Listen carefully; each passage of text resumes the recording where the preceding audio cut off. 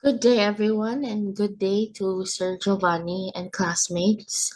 We are the Group 2, and we are here to present the different branches of social science that have been assigned to our group.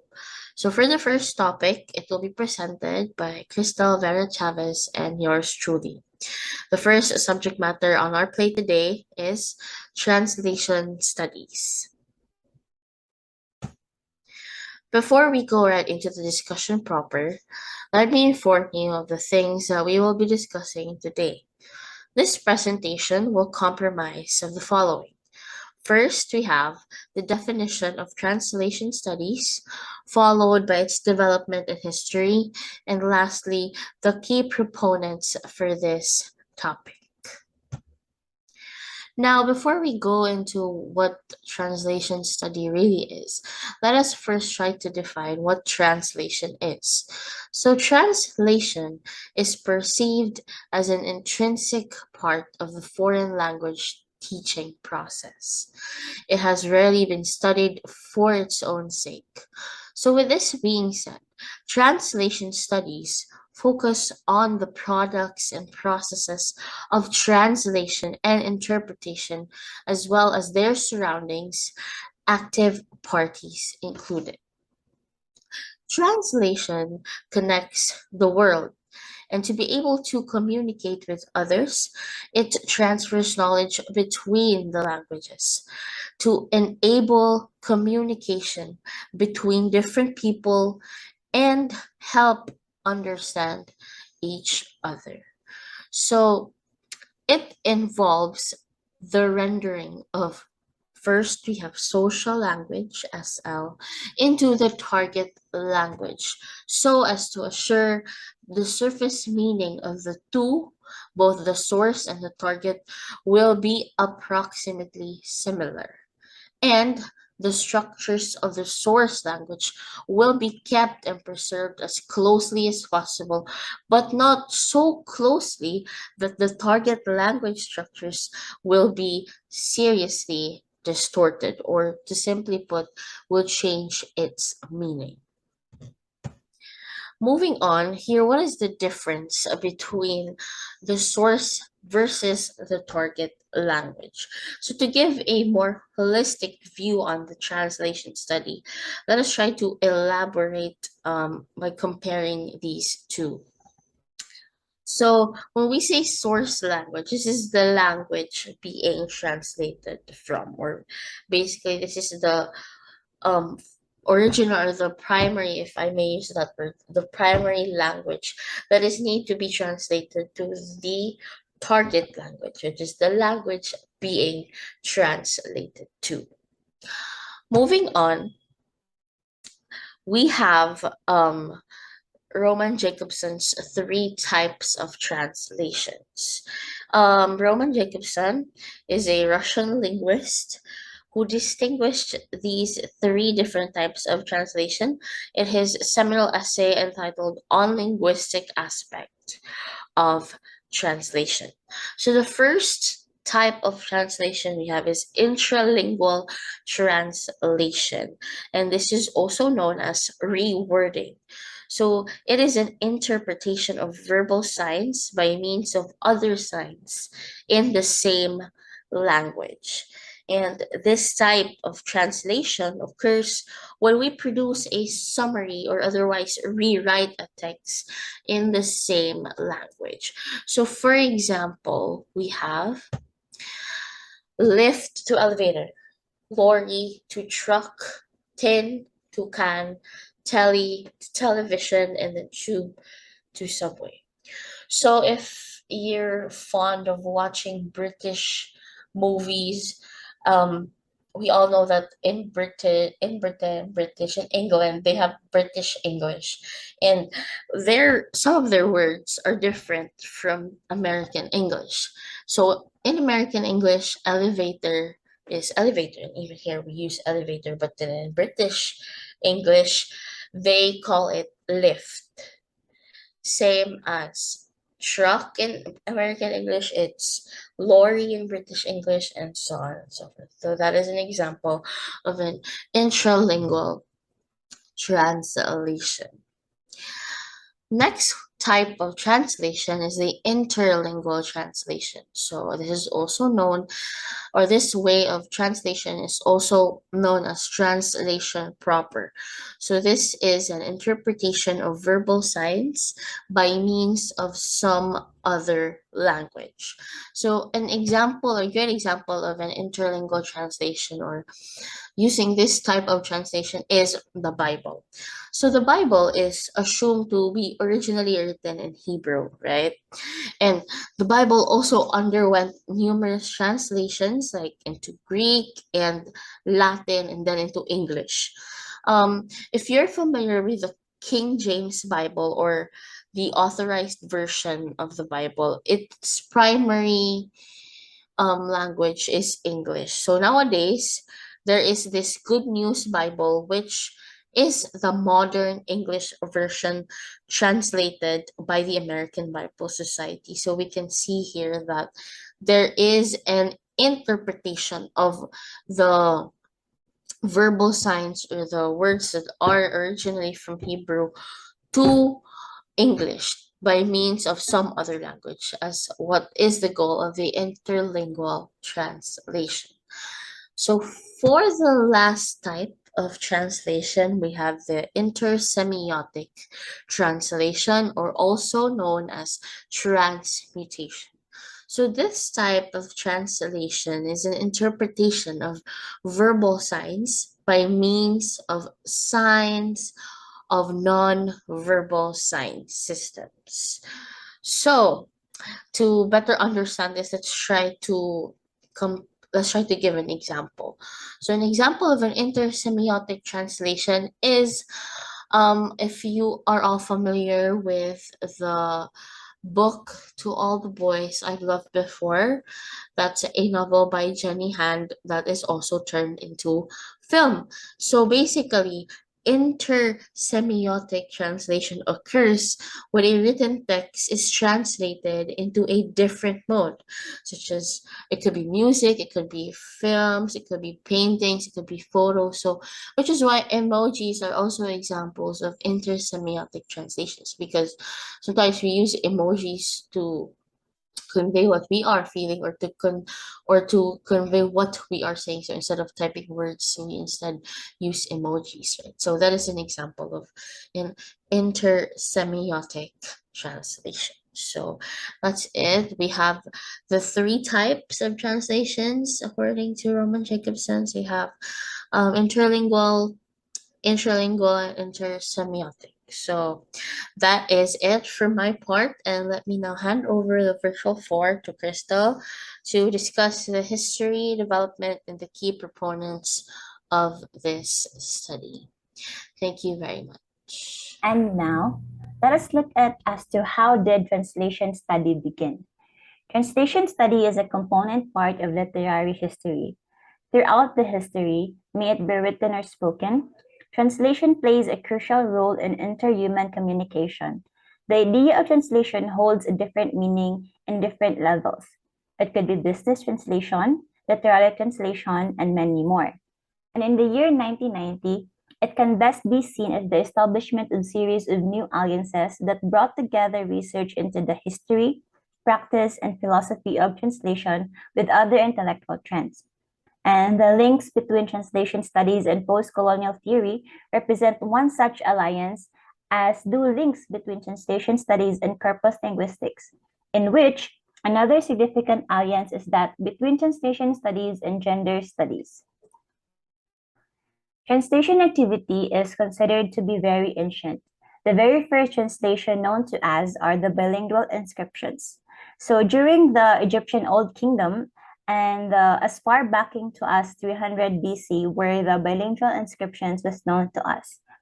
And Cicero and Horace made an important distinctions between word for word and sense for sense translation. And George Steiner devised the literature on the theory and the practice of translation into four periods. So these periods are the first period, which extends from the statements of Horace and Cicero on translation up to the publication of Alexander Fraser Tyler's Essays on the Principles of Translation in the year 1791. The second period runs up to 1946 and is characterized as a period of theory and hermeneutic inquiry with the development of vocabulary and methodology of approaching translation. And in the third period, it begins with the publication of the first papers on machine translation in 1940s. And the last period, which is the fourth period, has its origin in the early 1960s, and it is characterized by interpretation. And now let us look at some of the two important proponents of translation study. So we have here James Stratton Holmes and Andrew Chesterman. So first is we have James Stratton Holmes. So James Stratton Holmes is considered to be the father of translation studies. He is a poet, a literary scholar, a translator, and a translation theorist. In the year 1960, he grew interest in the study of literary translation after working as a lecturer in the Department of General Literary Studies of the University of Amsterdam. And he also investigated issues of literary translation, particularly the translation of poetry.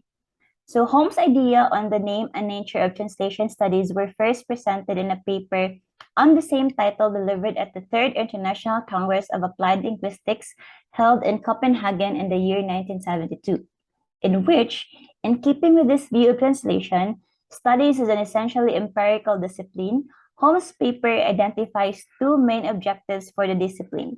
One is to describe the phenomena translating and translations as they manifest in the world. And the second objective is that to establish general principles by means of which this phenomena can be explained and predicted. And last is we have Andrew Chesterman. So Andrew Chesterman follows the lead of Gideon Torrey and developed the theoretical and methodological implications of others' approach. And he also attempted to trace the unifying themes and interest in the wider scenario of contemporary translation, studies looking at the possible connections between the disparate views on both translation and translation research adopted by theorists and applied researchers over the last few decades. And the reflection of the theoretical status of translation and translation research forms the basis of his 1997 book called The Memes of Translation. Good day, everyone. I am Jumapao. I will be discussing media studies, which is another branch of social science. This discussion will include what media study is, a quick history check, and the proponents of the said branch. So, what is media studies? It is about the active exploration, analysis, creation, and enjoyment of the media and its products. It examines the dynamic role of the media in society, how the media constructs messages about individuals, communities, and cultures, and how the media products are produced, controlled, and distributed. So now let's talk about its history. This specific branch of social science rooted in the Chicago School, which is a school of thought in sociology and criminology, originating at the University of Chicago, whose work was influential in the early 20th century and anchored by known sociologists, psychologists, and philosophers. People behind this school argued that for an ideal society to exist, a form of communication must be developed to allow the unique individual to appreciate the attitudes, viewpoints, and positions of others unlike himself, and allow him to be understood by others as well. We all know that behind every successful story lies the people who initiated the success. So let's talk about the thinkers of media studies. First off, we have John Dewey. He was an American philosopher, psychologist, and educational reformer whose ideas have been influential in education and social reform. He asserted that complete democracy was to be obtained not just by extending voting rights, but also by ensuring that there exists a fully formed public opinion, accomplished by communication amongst citizens, experts, and politicians, with the latter being accountable for the policies they adopt. Next, we have Charles Cooley. He was an American zoologist and believed that human beings are essentially social in nature and that a significant source of information about the world comes through human interaction with others, including the concept of oneself. And it is by observing how they are perceived by others, a concept fully coined as the looking glass self. The looking glass self describes the process wherein individuals base their sense of self on how they believe others view them. Using social interaction as a type of mirror, people use the judgments they receive from others to measure their own worth, values, and behavior. Cooley's theory is notable because it suggests that self-concept is built not in solitude but rather within social settings. In this way, society and individuals are not separate but rather two complementary aspects of the same phenomenon. And lastly, we have George Mead. He was an American philosopher, sociologist, and psychologist, where he was one of several distinguished pragmatists. He is regarded as one of the founders of symbolic interactionism. One of his most influential ideas was the emergence of mind and self from the communication process between organisms, discussed in mind, self, and society, also known as social behaviorism. This concept of how the mind and self emerge from the social process of communication by science founded the symbolic interactionist school of sociology. Media is one of the vital aspects we human beings are using up to this day. From this branch of social science, people learn the hows and the whys of communication and its far reaching effects on our cultures, communities, and democracies. So, once again, I'm John Humapao. Thank you for listening. Good morning, everyone. My topic for today would be business and management. So, what is business and management? Business and management, in simplest terms, it refers to the process of planning, organizing, and working with a business. For any company to grow, a platter of operations needs to be appropriately aligned, and coordinating them is a business management task. So, business and management additional information. You can't have business management without the business managers. So, the core responsibility of a business manager is to ensure that a business remains both operational and profitable, which is what makes a business management such an important position. And a little bit of history of business and management. So, the classical approach emphasized rationality and making organizations and workers as efficient as possible. There are two theories which are the classical approach compromises of. These theories are the scientific management theory and general administrative theory. For the scientific management theory, Frederick Winslow, the father of scientific management, this the modern management theory came into existence in the year 1911 when Taylor's Principle of Management was published. It describes the scientific theory and the use of its methods to define the one best way for a job to be done. While working as a mechanical engineer, Taylor was shocked by the inefficiencies of the workers and the non existence of work standards. So, Taylor tried different combinations of procedures, techniques, tools, and realized that putting the right person equipped with the right tools, given proper instructions, and motivated by a higher incentive yield high productivity. Now, for the general administrative theory, the two prominent persons behind this theory were Henry Fayol and Max Weber. So, Henry Fayol was the first person to identify the five functions of a manager, which are planning, organizing, commanding, coordinating, and controlling. And in the early 1900s, Max Weber developed a theory based on an ideal type of organization called bureaucracy. The bureaucracy is a form of organization characterized by division of labor, well defined hierarchy, detailed rules and regulations, impersonal relationships, and formal selection. And now, the famous or prominent individuals of business and management. So here are the famous individuals. They are Henry Lawrence Gant and Frank and Lillian Gilbreth. So as for Mr. Gant here, Gant advocated the task and bonus plan in respect of wage determination. Under this plan, the standard time of work and rate of the wages per unit are prescribed. The laborers are divided into three categories on basis of their work capacity.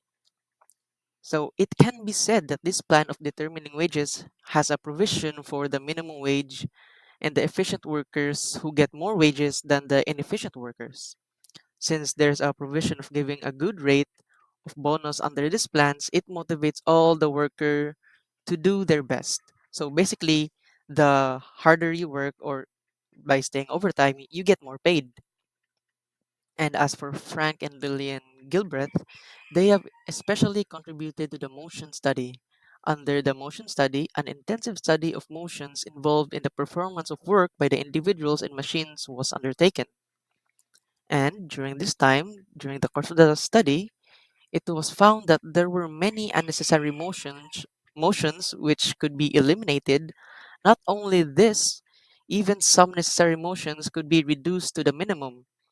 In this way, by bringing about improvement in the methods of working, some possible additions to efficiency can be handled. So basically, what it says here that they eliminated unnecessary movements for workers and machines to do to be more efficient. And next, that was it for me. And on to the next presenter, or if I'm the last, then thank you everybody for. Hello everyone, my name is Justine Camille Narvios and I'm from AB Psych 4.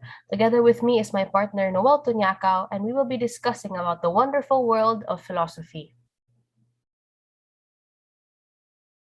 Philosophy combines two words. So in Greek, we have the word philo, meaning love of, and sophia, meaning wisdom. And when you put them together, they form philosophia. So philosophy is actually a way of thinking about certain subjects like ethics, thought, existence, time, meaning, and value.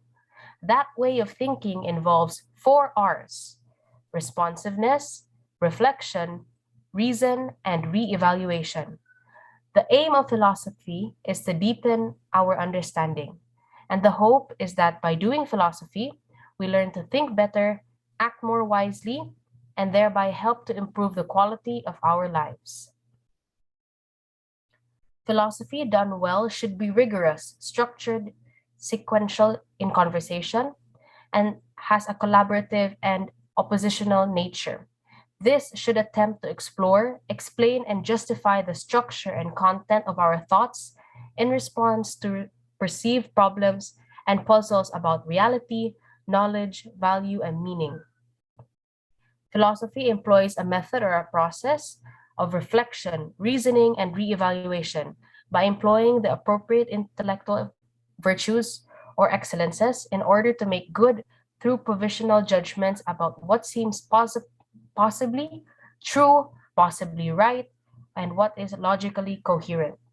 So this is basically again to improve our understanding about the world, about ourselves, about our experiences. And when we do philosophy and study philosophy, we hope to learn and think better and improve our lives. So, philosophy has actually been around since the dawn of Western civilization. During the golden age of Greek philosophy, which is the 5th century BC, philosophy started in Athens, Greece. So, the works of Socrates, Plato, and Aristotle informed thousands of years of thought, becoming central to the thought in the Roman world, the Middle Ages, and then resurfacing in the Renaissance and later. East Asian philosophical thought began in ancient China, and Chinese philosophy begins during the Western Zhou dynasty and the following periods after its fall, when the 100 schools of thought flourished in the 6th century to 221 BCE. Now I will pass this on to Noel for the Eastern versus Western philosophy. Thank you for that, Justine. So, as Justine has said, we are going to talk about Eastern and Western philosophy, because although these two are tackling philosophy, they have very different approaches on how they do it. So, actually, Eastern philosophy is mainly based in China, as you may have guessed, due to the word Eastern. It is specifically tailored towards Chinese philosophy.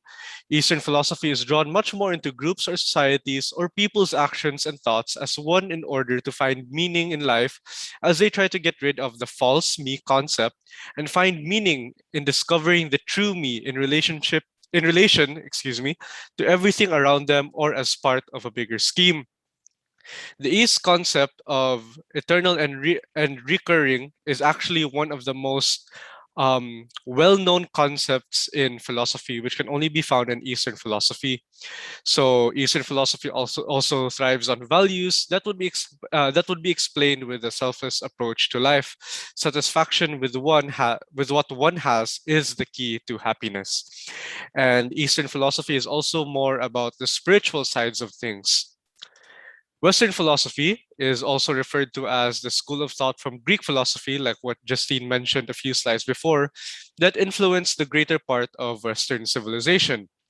So, unlike Eastern philosophy, where it focuses on the social aspect of life, Western civilization and Western philosophy is more individualistic, trying to find the meaning of life here and now with self at the center, as it is already given and part of the divine.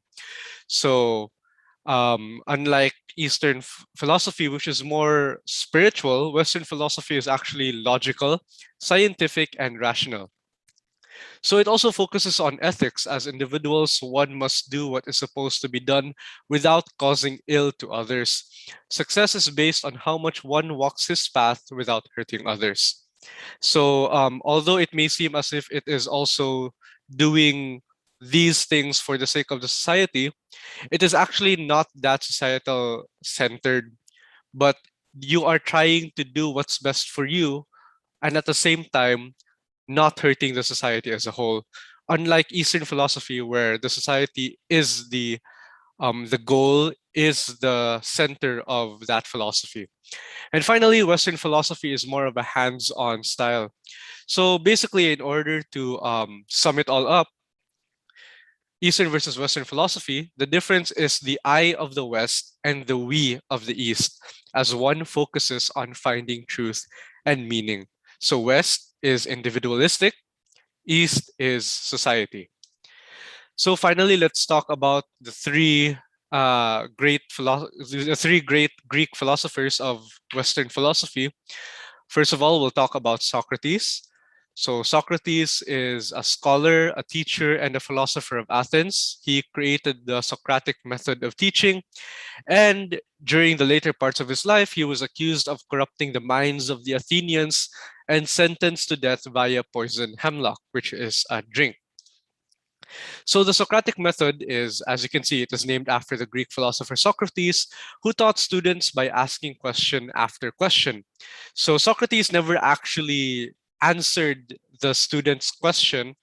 Rather, what he does is that when a student asks a question, he tries to make them see the answer by themselves. And how he does that is that he keeps on asking he basically answers the question with another question so that the student would be able to answer Socrates' question and build upon that question in order for him to understand uh, the answer his of his own question, basically. So an example of that would be, let's say you were in a classroom and you keep on getting late and you ask yourself, oh my gosh, why do I always keep getting late? So what the teacher could say, if you want to do the Socratic method, is that the teacher would be able to say something along the lines of, so you're late. Why do you think you're late? Then you would be able to say now, oh, maybe it's because I was up all night doing my assignments. Then the teacher would be able to ask, why were you up all night doing your assignments? Then maybe you could say, oh, it's because I wasn't able to do it during the weekend, so I procrastinated. So the teacher would be able to say, why did you procrastinate? So you would be able to probably say something along the lines of, it's because I didn't want to do it. So basically, as you can see, the teacher just keeps on giving question and question and question until you get to the root of the possibility on what your first question is actually trying to answer.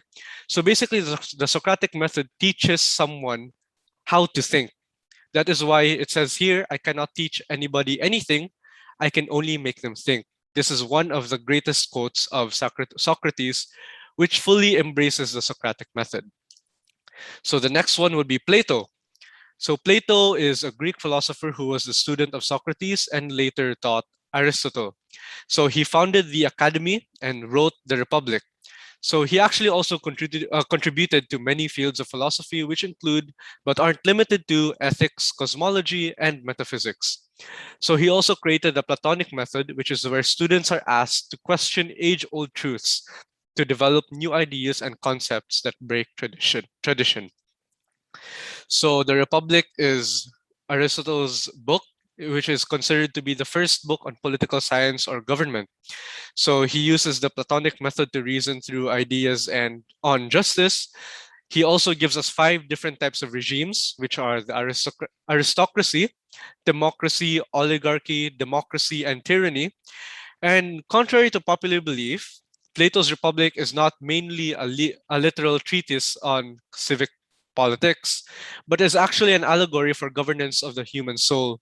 So Plato repeatedly affirms the allegory that a badly governed inner city or a badly governed self is much more harmful than a badly governed physical city.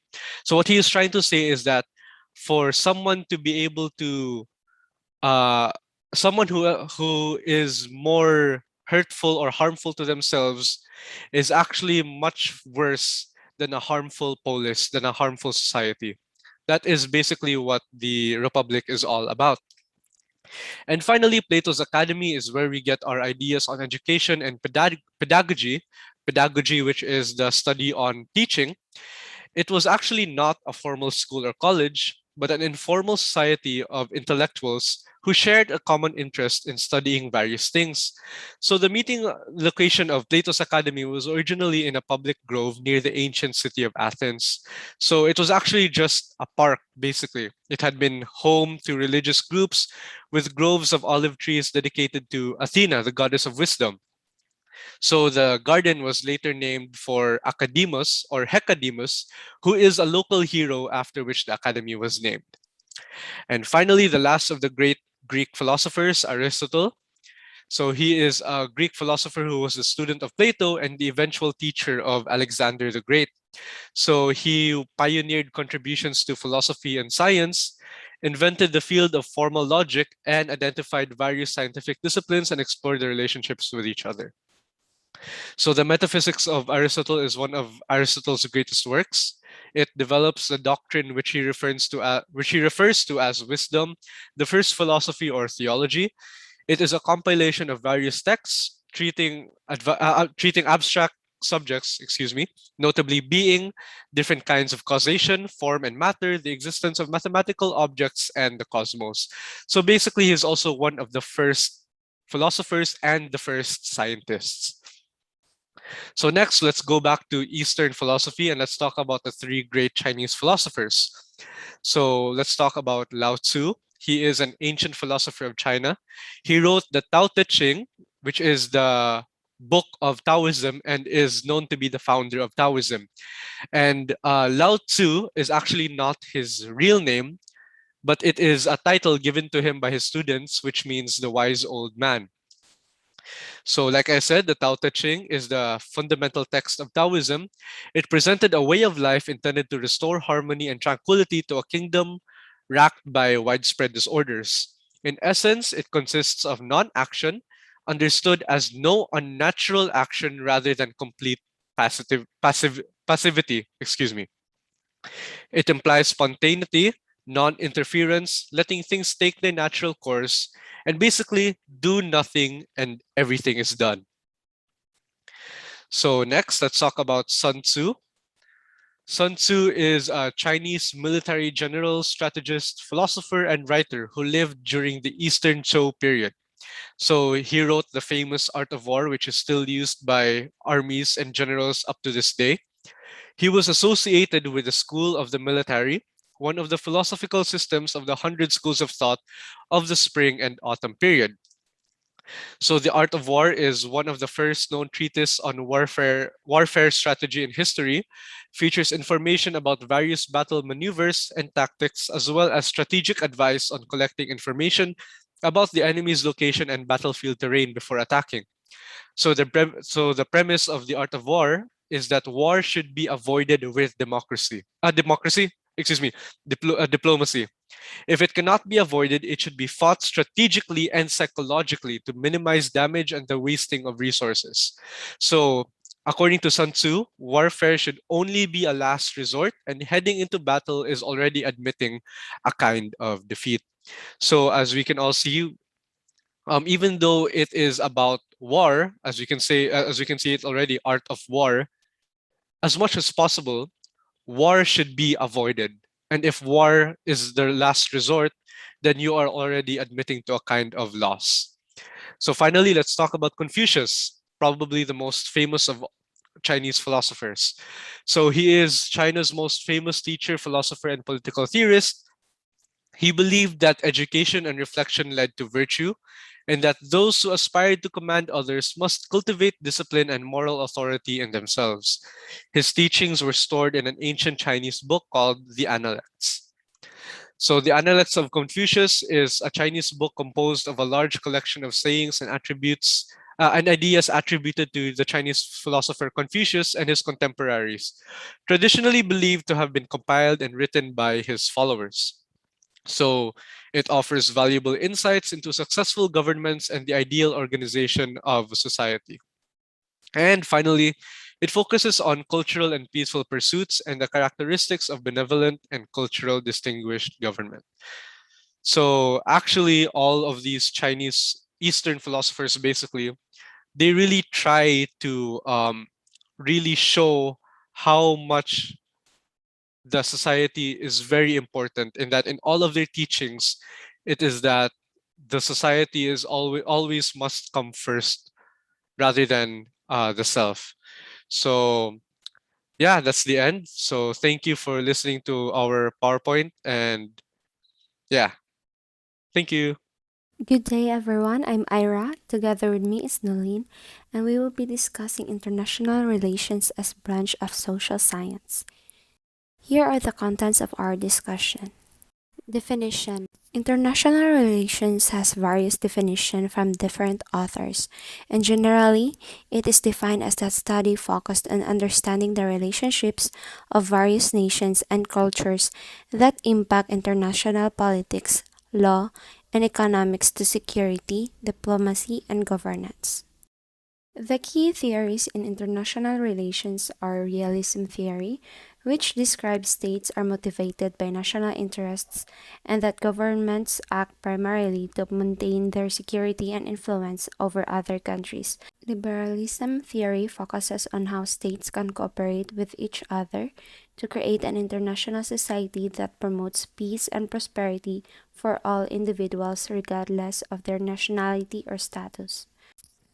Marxism theory closely analyzes social classes and aims to dismantle the capitalist structure of the international system, as it believes that capitalism creates the conditions for conflict among countries by creating economic inequalities among countries. Constructivism theory is a theory that states that international relations are constructed through reciprocal interactions between states. And lastly, feminism theory focuses on gender inequality and how it affects nations and their relationship with each other.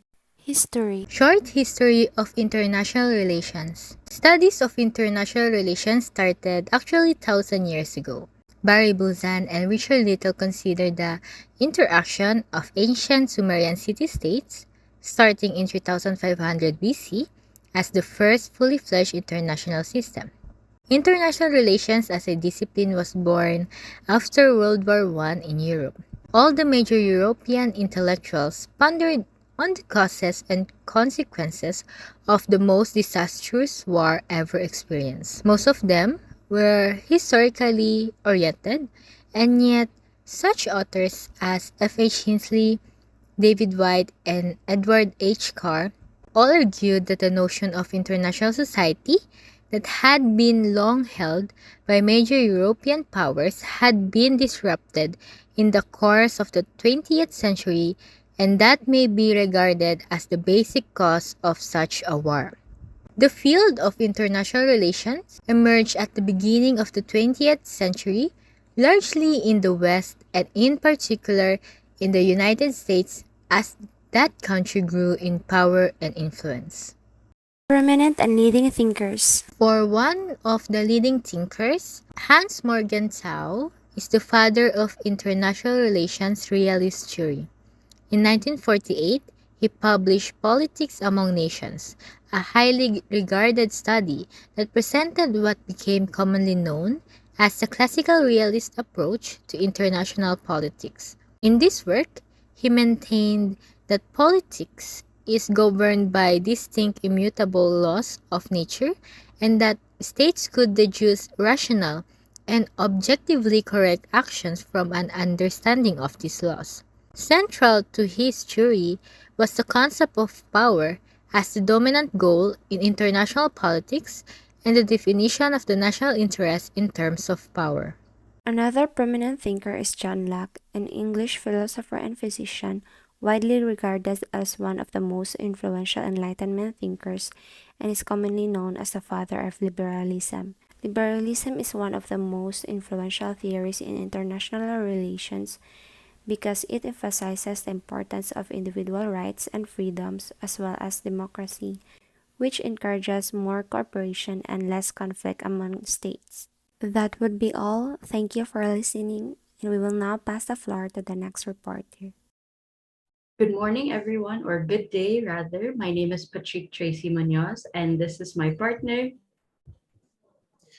Lurae Buaquiña.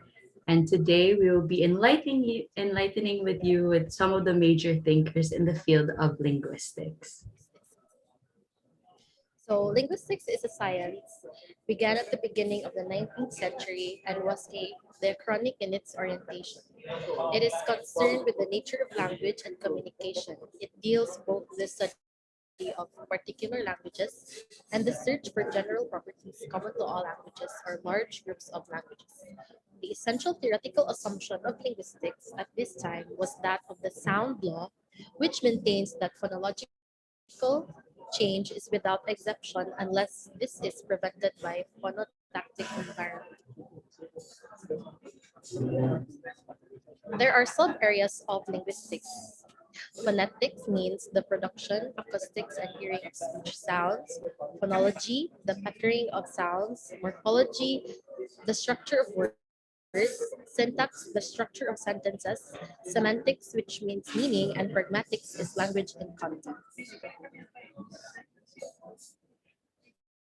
So this is the historical epochs of linguistics. So it first started in the 19th century, which is the non-theoretical studies, and then historical linguistics, structuralism, first half of 20th century, and generative grammar, second half of the 20th century.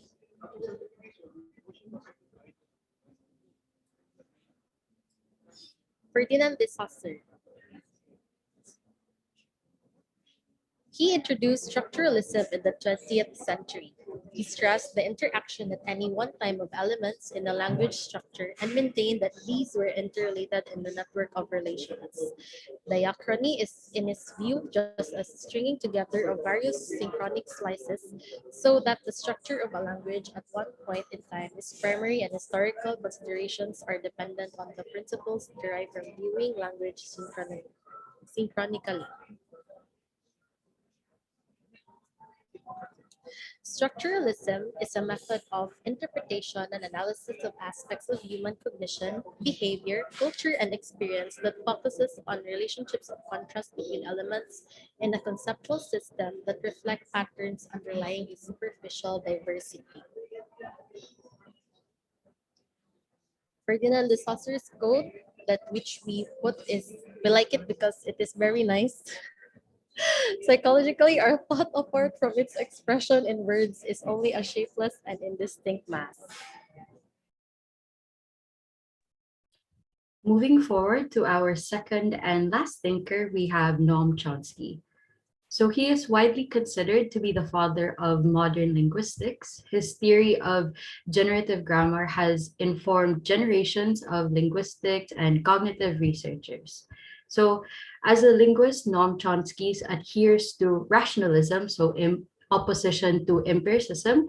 His philosophy of language shows a clear influence of a rationalistic ideology, which claims that reason or rationality as a property of mind is the primary source of knowledge or way to knowledge. So rationalism offers a naturalistic alternative to appeal to religious accounts of human nature and conduct.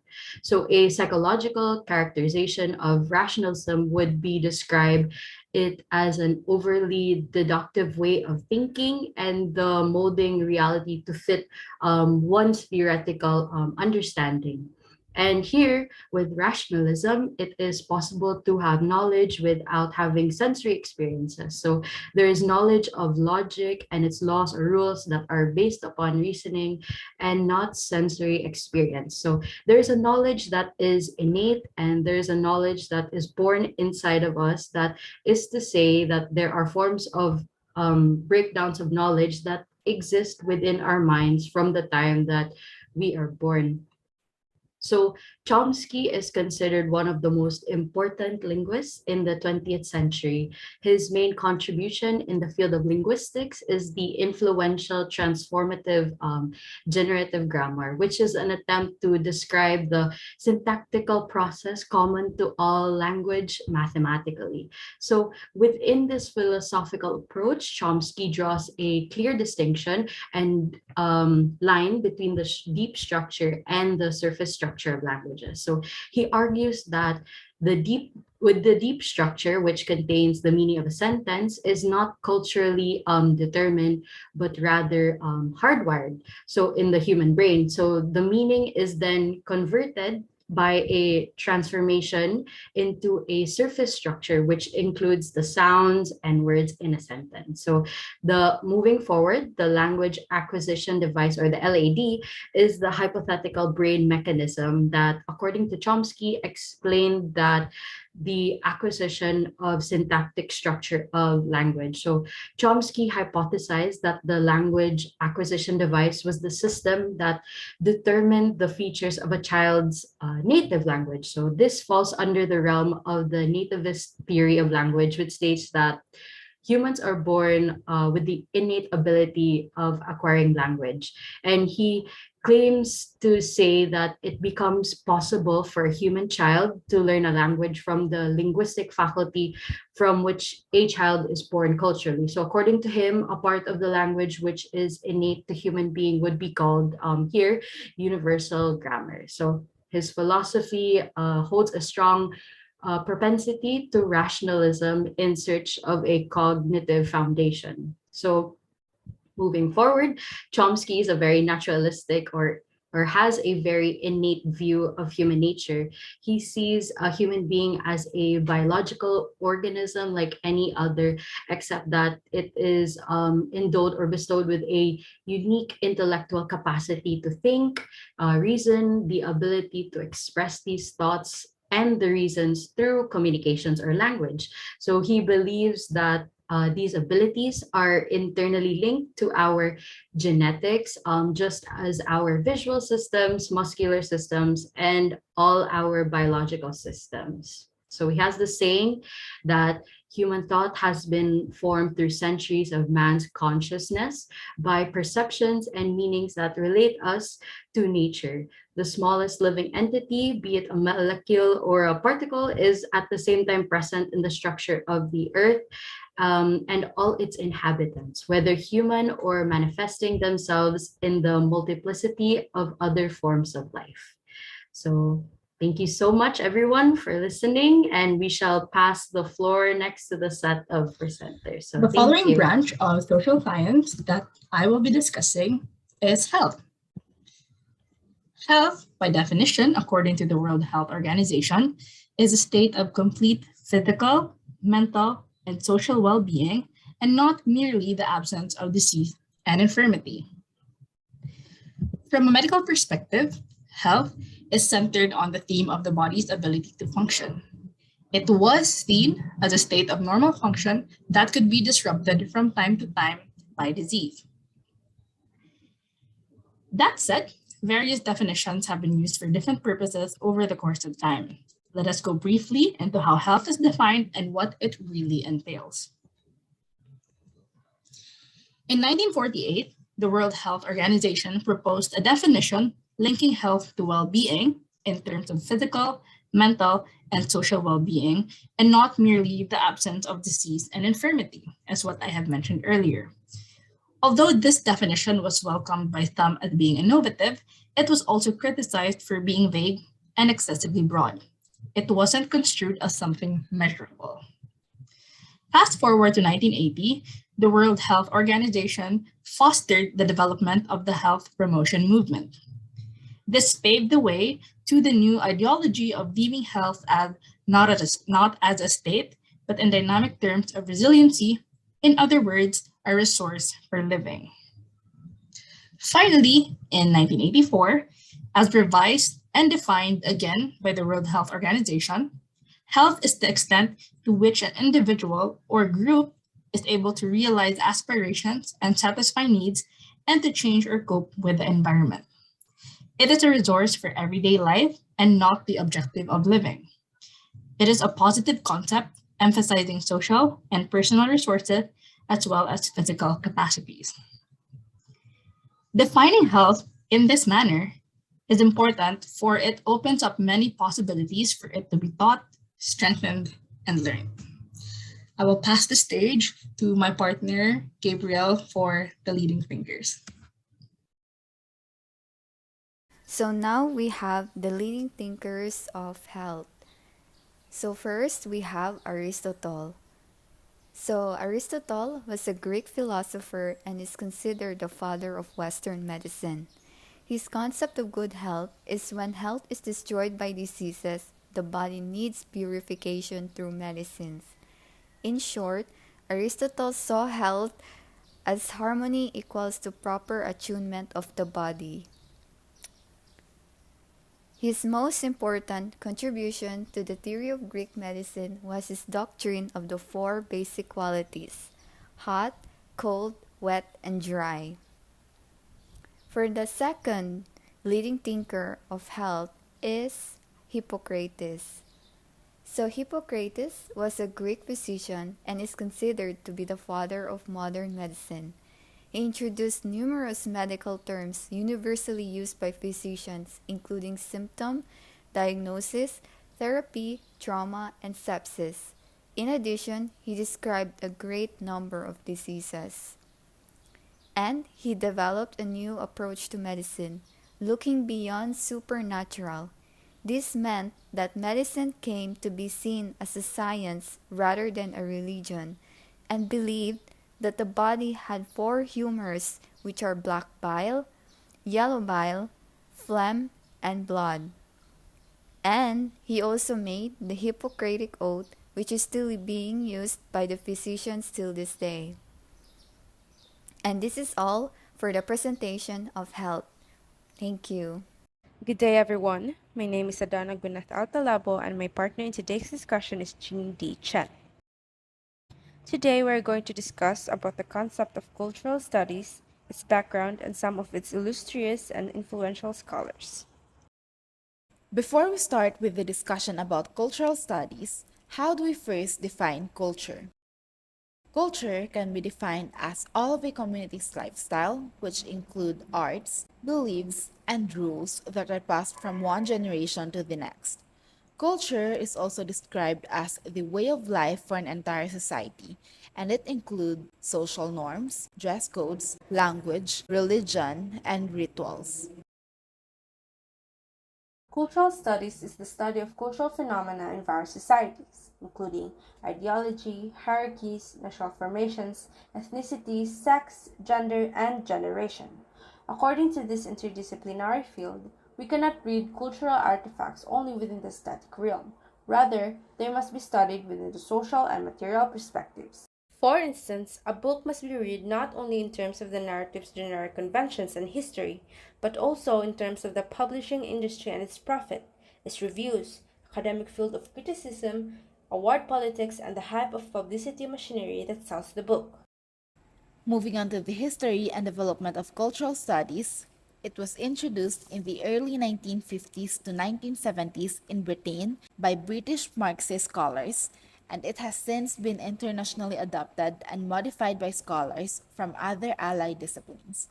Cultural studies is also primarily associated with the University of Birmingham's Center for Contemporary Cultural Studies, which was founded in 1964, together with scholars such as Richard Hoggart, Stuart Hall, and Raymond William. Cultural studies subsequently became a well-established field in many academies, and it had an adverse impact in sociology, anthropology, historiography, literary criticism, philosophy, and art criticism.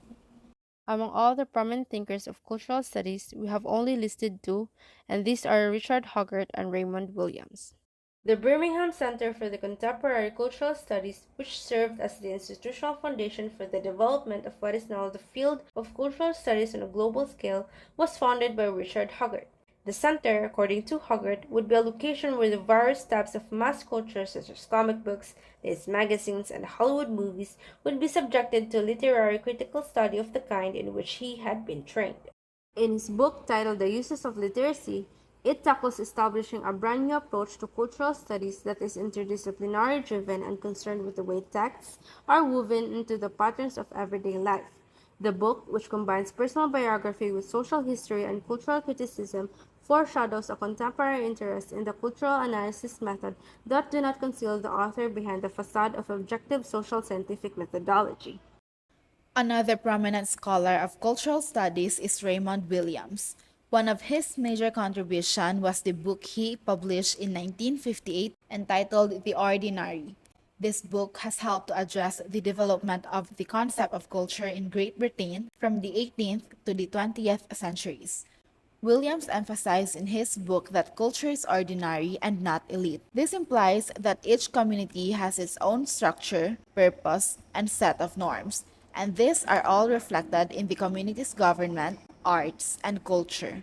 Williams also discussed in his book the three general definitions of culture. First is the ideal, in which culture is a state or process of human perfection in terms of certain absolute or universal values.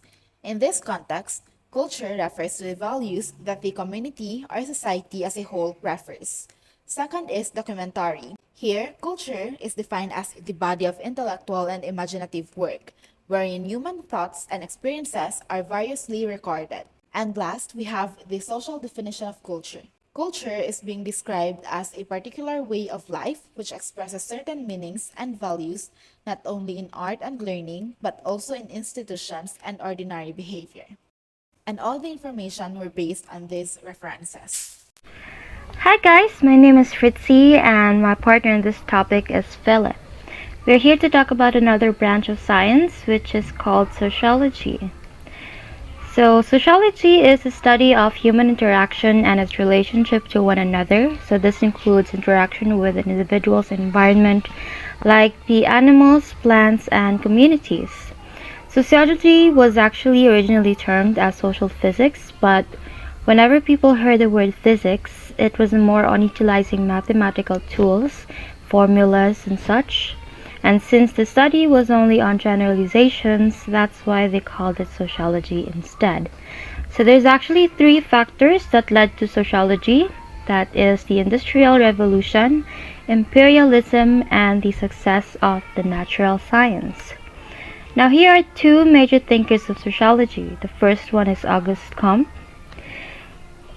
So he is a 19th century French sociologist, or traditionally he was considered as the father of sociology. He was the first person to coin the term sociology in his famous work Positive Philosophy in the year 1839. So Comte asserted that the fate of mankind depends on many aspects upon the development of a science of human social relationships that established scientific disciplines have progressed only to the degree that they have been grounded in facts and experiences, and that therefore the needed new science of human social relationships should adopt the study and experimental techniques of physical science. Now here are some of Comte's contributions. The first one is positivism. Second, hierarchy or classifications of science. Third is the law of three stages or the law of human progress. The fourth one is social statics and social dynamics. We're going to talk about these contributions as well. The first one, let's talk about positivism. So, positivism is Comte's philosophy based on his conclusion that an intellectual discipline progresses only to the degree that it is grounded in facts and experience, and that is the understanding that we can rest on information about which one can reasonably make positive statements. So positivism seeks to describe only what something obviously is or what one can really be positive about. This is also known as a sense data. The second contribution is the law of three stages. So Comte sent himself the task to discover through what fixed years of successive transformations the human race has gone through, starting from the state not superior to that of the great apes, and what gradually led to the point at which civilization finds itself today. So applying what he conceived to be a method of scientific comparison through time, Comte emerged with his central conception, the law of three stages, or the law of human progress. So this is what he essentially came up with. Here are the three stages: theological, metaphysical, and scientific. So at the theological state, the time period of this was from the dawn of man, and the people who ruled or dominated was the priests or the military. They dominated over the families at that time. And the second stage is metaphysical. That is, the time period is Middle Age and Renaissance, and the churchmen and lawyers were the ones who ruled or dominated over the state. The third one, scientific, time period industrialization. It was the industrial administrators and scientific moral guides that ruled or dominated the entire human race. So this can also be the stage at where we are at today. Now the third contribution is hierarchy of science, or the classification of science. So this is actually Comte's second best known theory.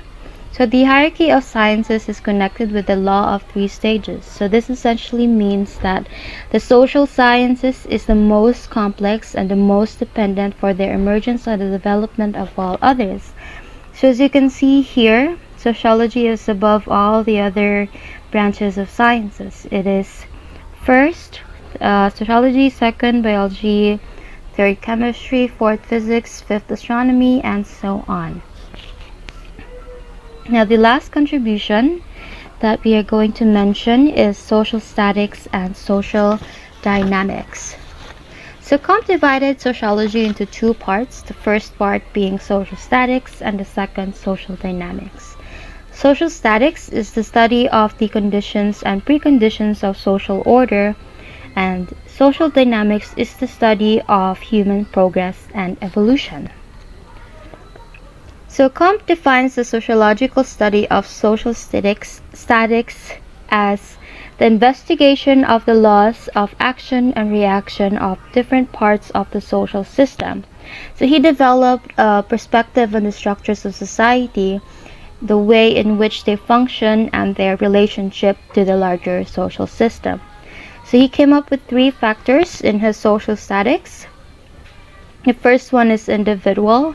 So Comte sees the individual as imperfect. So if we are to hope to be able to create a better world, the selfish motives of individuals must be controlled.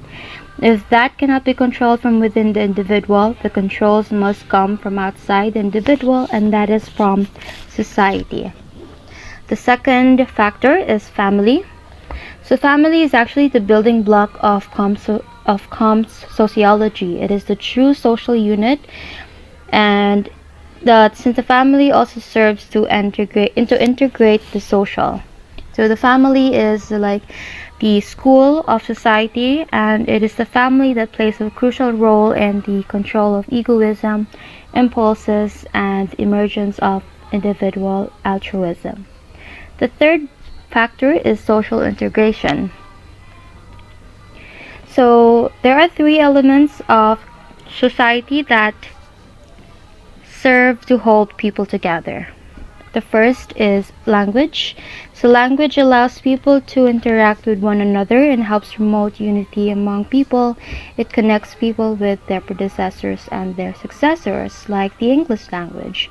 It can help us interact or connect with people from all over the world because English is an international language. So the second element is division of labor. So social solidarity is enhanced in a system in which individuals are dependent upon others.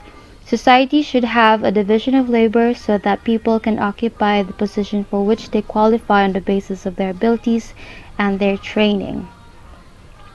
And the third element is religion. So doing a kind of structural function analysis, Combs identifies two major functions of religion. The first one is it serves to regulate individual life, or to have an individual do better in his life.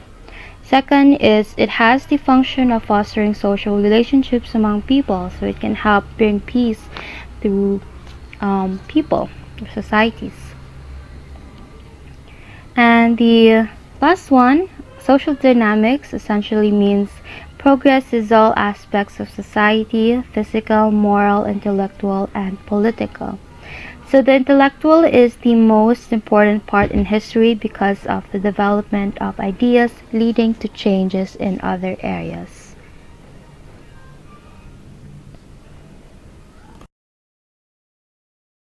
Good afternoon or good morning, everyone. So, for the second part of sociology, we have Herbert Spencer.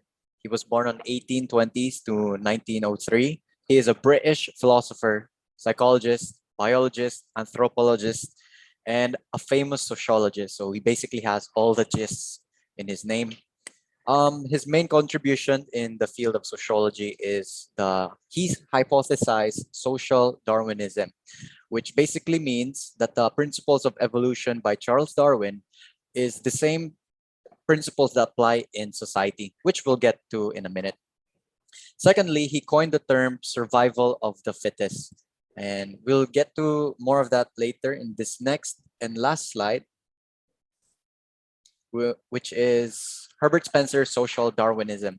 So again, principles from evolution are the same with sociology, economics, and politics. So a clear example of this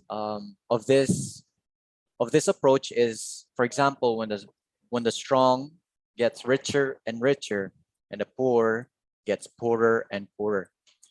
In this approach, it rewards strength and punishes weaknesses. So an example of such approach is racism, where there is one race that acts as if they're above the other. There's imperialism, which is the aggressive colonization of other territories through military strength, and fascism. So that's the second major sociologist in the field of sociology, Herbert Spencer.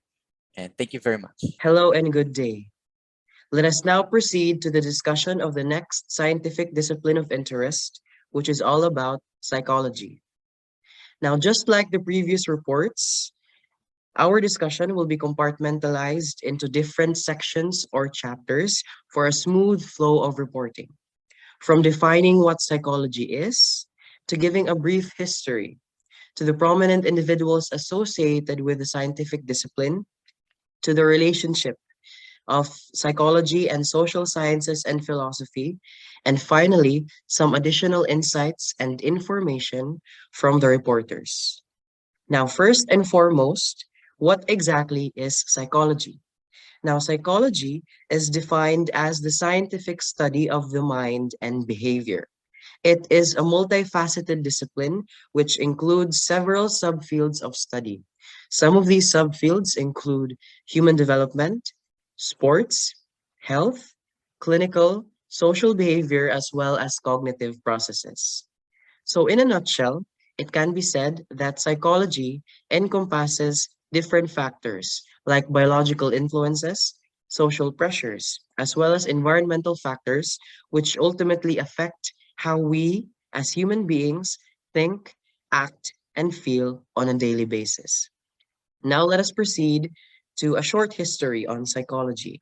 Now, actually, in comparison to other existing scientific disciplines, psychology is a relatively new science, with most of its advances happening over the past 150 years or so. However, its origins can be traced back to ancient Greece around 400 to 500 years BC. Now, an important event or aspect in his history is when Wilhelm Wundt opened the Institute for Experimental Psychology at the University of Leipzig in Germany in the year 1897. This was actually the first laboratory dedicated to psychology, and its opening is usually thought of as the beginning of modern psychology. This is also why Wilhelm Wundt is often regarded as the father of psychology.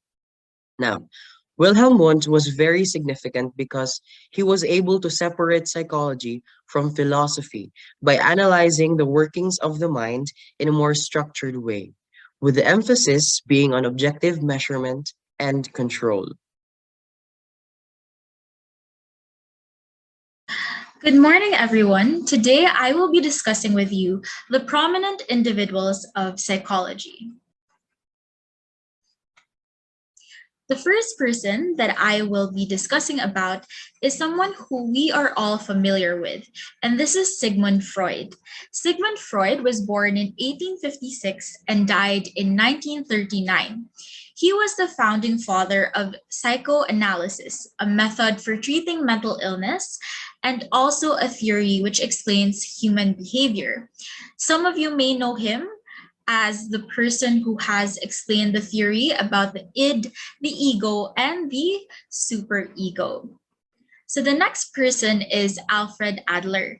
Alfred Adler's theory suggested that every person has a sense of inferiority.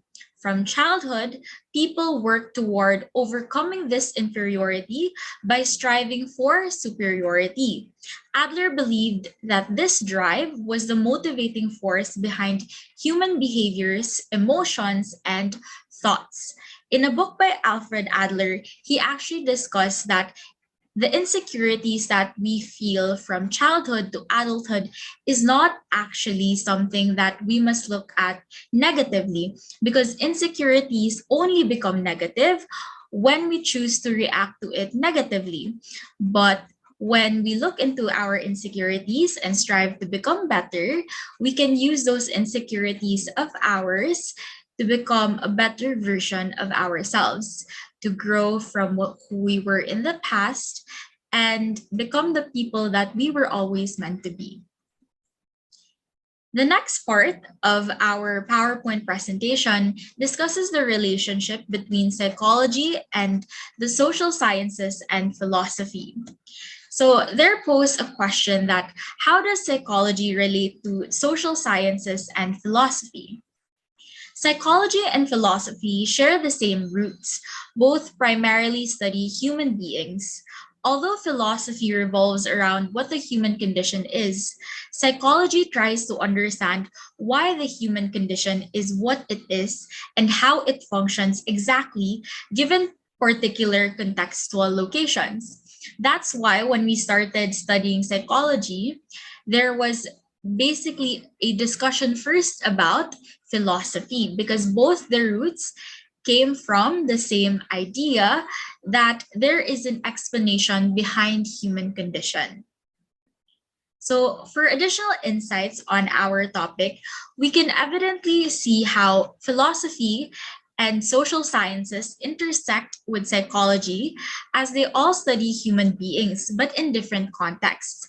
Psychology is important as it allows people to understand more about how the body and mind work together, which ultimately helps with decision making, avoiding stressful situations, time management setting, and achieving goals so that we can live effectively.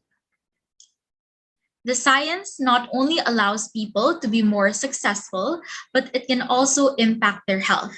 Given the prevalence of mental health issues of the contemporary world, this discipline has also grown to be very relevant in the act of helping individuals tackle their mental illnesses so that they can continue living their lives productively. And that is the end of our presentation. These are our